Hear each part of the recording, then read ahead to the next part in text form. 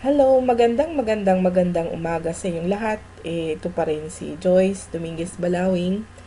And today po, gusto kong turuan kayo kung paano naman natin i-register yung mga bago nating dealers. Okay? Ginawa po namin itong video to especially doon sa mga bago naming dealers abroad, sa ibang bansa, na hindi namin kayo kayang puntahan. So, I hope na makatulong po sa inyo itong mga video na ginagawa po namin. Okay? Step by step, tuturuan po namin kayo how to start the business. So, start muna tayo ngayon. Ito po yung pangalawang video na ginagawa ko. It's paano natin i-register yung mga bago nating dealers. Okay po? So, papasok lang po tayo sa website natin. Okay? upsexpress.com.ph/power. Okay. So, lalagin lang po tayo. Makikita nyo po ang login dyan sa bandang taas. Ito. Click lang po natin yan. And dun po sa mga bago ngayon pa lang maglalagin, ingat po tayo sa pagkikain po ng mga user ID, password, and security code po natin. Ano po? Kasi meron lang tayong 3 login attempts. Okay? Pagka 3 beses na po tayong nag-e-error, nag-automatic block po siya. Pagka ganun po ang mangyayari, kailangan na naman nating makipag-communicate sa CSR para ipa-reset yung passwords natin or ipaalis yung block. Ano po? So, ilagay natin yung user ID, password,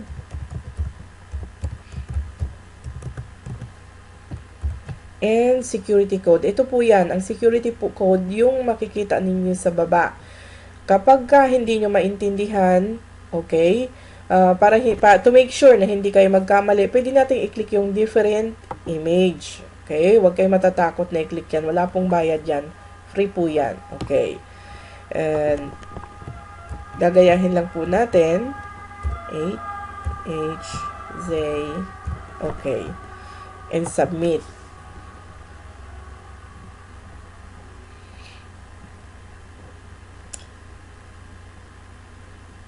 Okay, nakapasok na po tayo.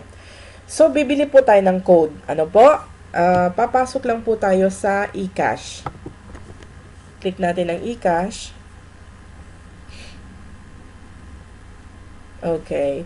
Doon po sa taas, meron po tayong makikita dyan na eCash, bills payment, online booking, online shop, reports, home, okay? And yung huling-huli po, okay? Yung icon na parang tao dyan po, pag click po natin yan, dyan natin malalaman, makikita po natin yung user ID natin, yung reg code natin, kung magkano pa ang balance sa eCash mo, kagaya ko ngayon na 32 pesos na lang ang balance ko. So, meaning to say, hindi ako pwedeng bumili ngayon ng code kasi ang code natin, alam natin lahat, na ang halaga po niyan is 14,998. Ano po? And ito po yung load, ito yung sa loading naman ito. Ito yung fund natin sa loading. Anyway, balik po tayo sa online shop. So, click lang natin ang online shop and then buy codes. Okay? Kahit hindi po ako makabili ngayon ng code, gusto ko lang ipakita sa inyo kung paano ang gagawin ninyo. Okay po? So, lalabas ang window kung saan mamimili po tayo ng package na gusto nating kunin. Okay?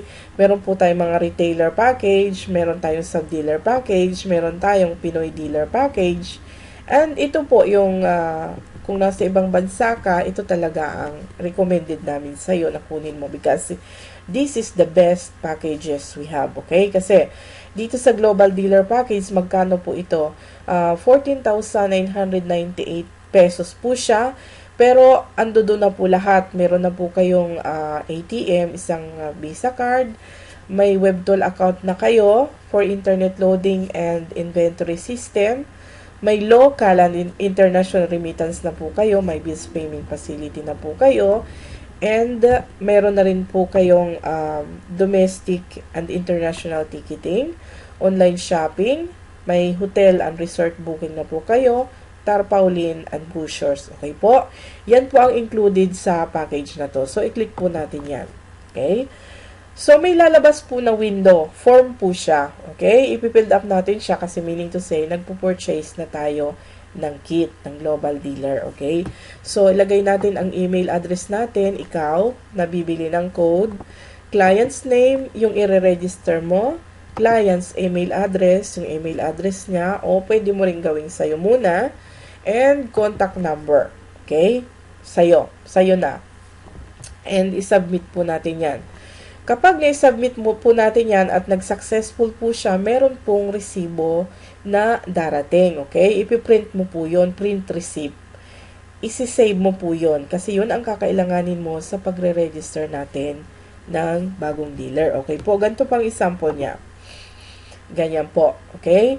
Ang importante natin kukunin dyan mamaya, ipapakita ko sa inyo is itong tracking number, dealer code, at PIN. Okay po? Tandaan nyo yung tatlong yan.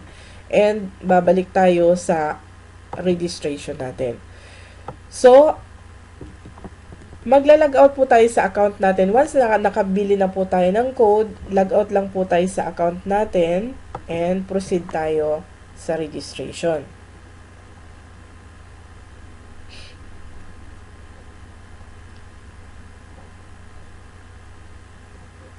Okay. So, click ulit natin yung login sa taas. Login. Okay. Pero this time, hindi po natin ilalagay yung user ID natin.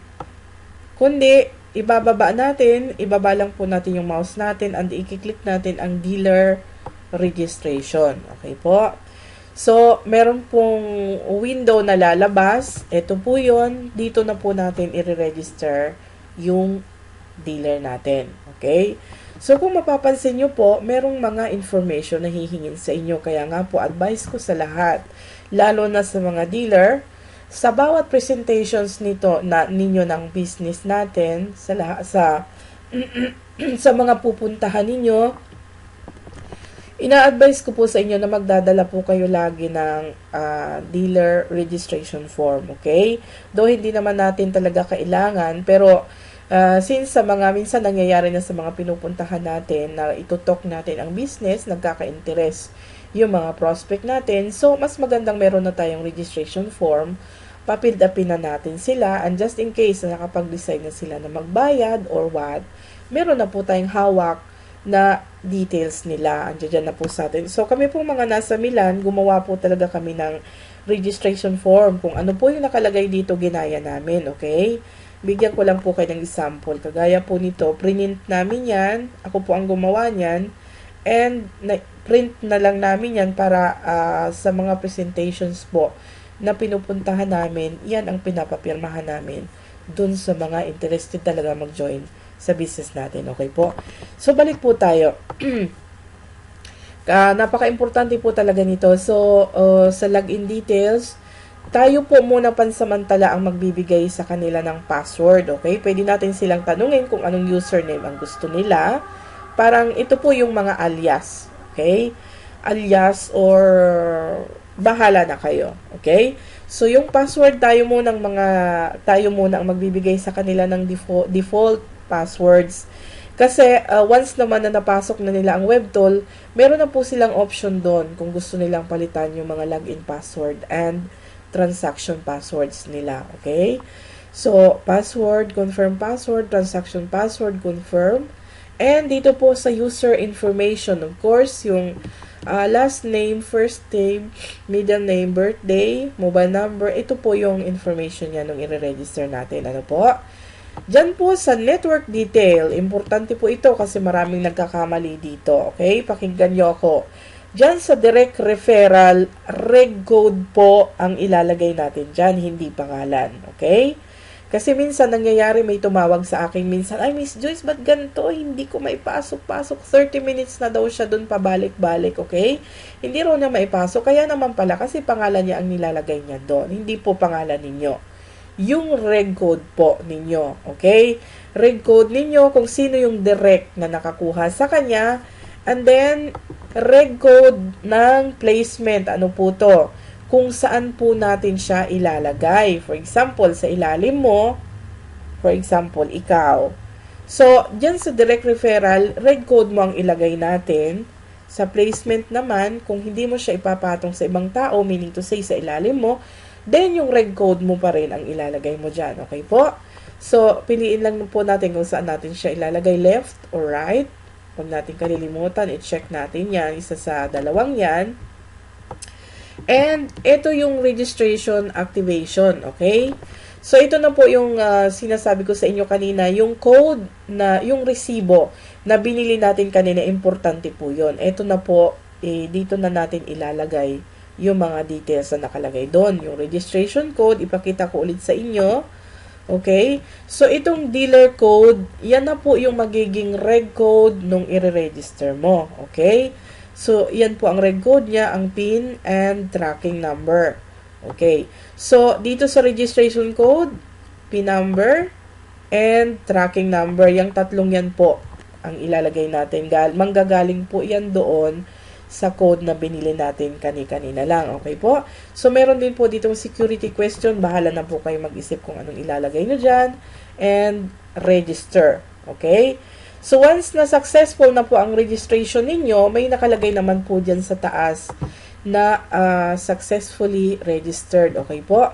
Pagka nangyari yon at okay na siya, bago natin i-turn over sa mga new registered natin yung password, login details nila, i-try po muna natin. Okay? Tayo mismo mga dealer, i-try natin munang i-login ang account nila.